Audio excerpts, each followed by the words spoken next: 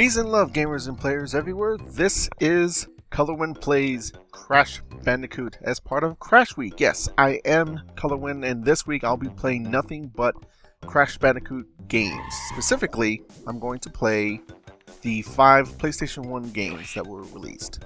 All by Naughty Dog except for the last one.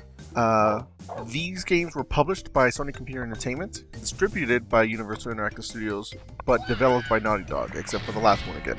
Which is strange because Naughty Dog is the one that ended up selling it.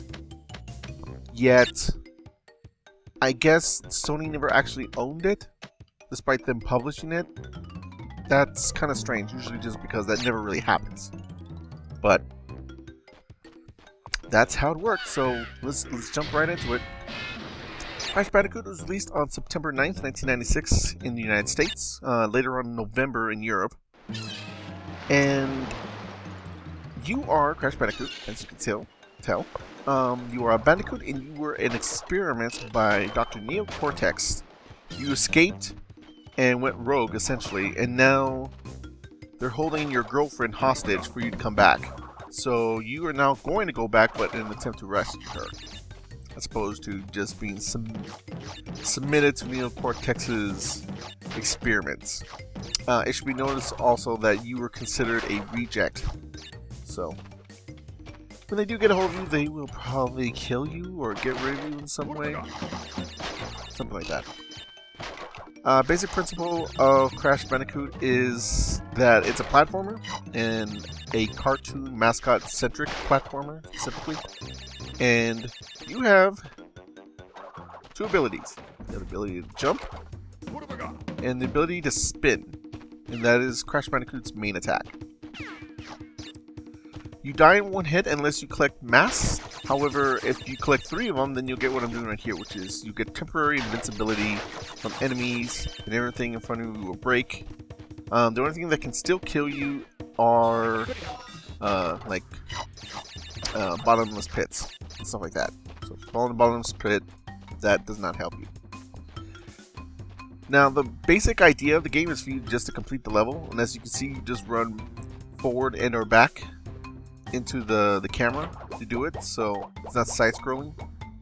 However, the extra goal is to break all the boxes in the level. And the way you do that is you just spin them all. You just spin into them and they'll break. But the thing is, though, is that a lot of them are hidden.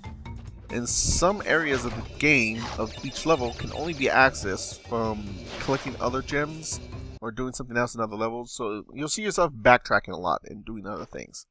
However, in this level, there's nothing like that, and I was able to collect the gem by breaking all the boxes. Yay.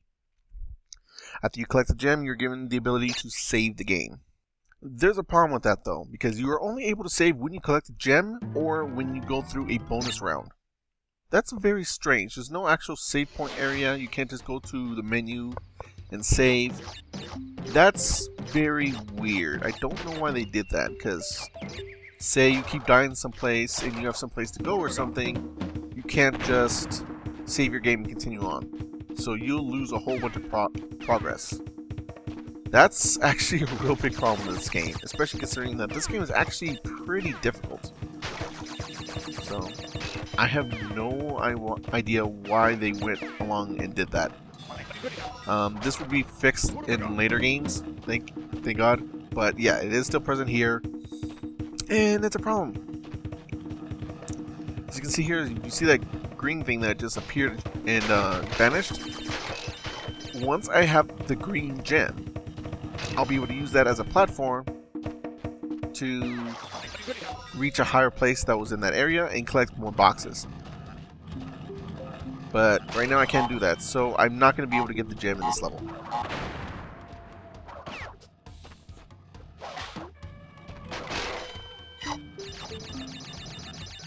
Now, the other thing I want to address is... Okay, here's a bonus round, by the way. But the other thing I want to address is this game is difficult. And it's difficult for... Well, I would say it's difficult for the wrong reasons. Crash Bandicoot has you do a lot of precise platforming. However, the controls in this game are good, but they're not extremely tight. And what you'll find is stuff like the spin attack and stuff like that, where you'll get kind of like a slippery feel to you. And you don't want to be slippery when you're playing a platformer that requires precise platforming from you. That's not good. So that's unfortunate. But otherwise, normally in the game you're fine. But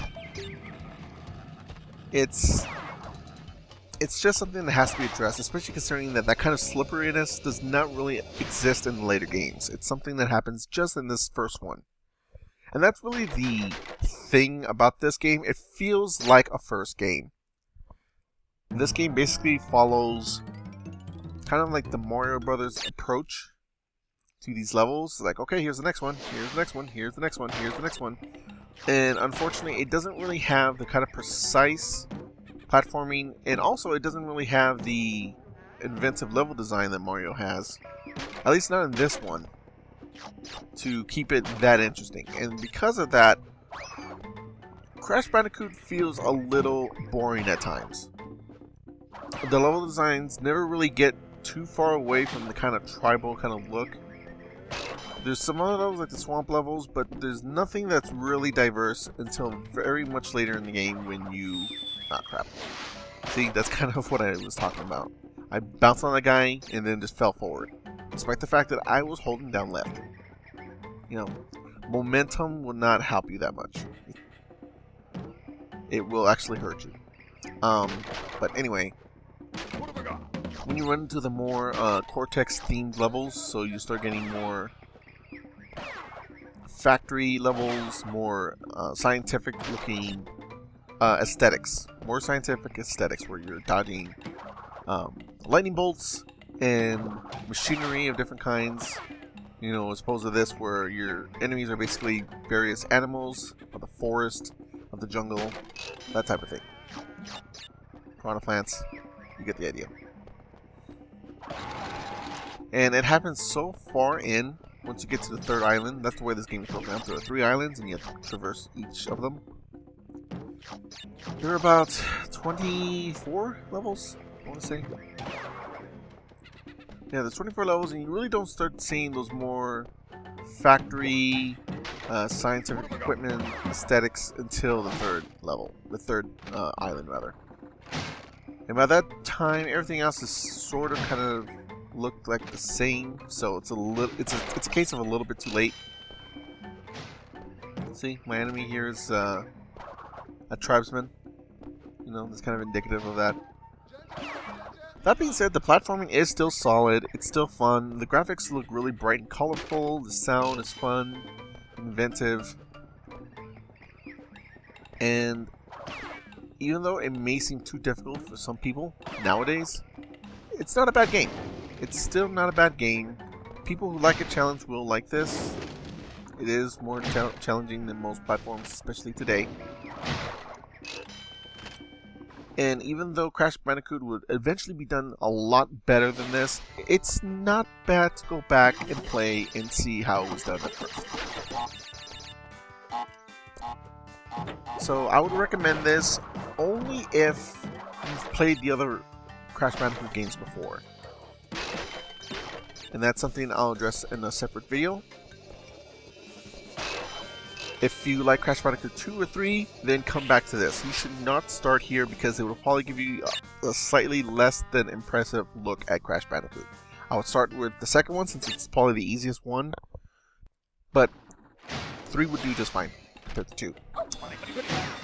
So this is Crash Bandicoot. You can pick it up on the PlayStation 1, or they've also released it on the PlayStation Network for $6.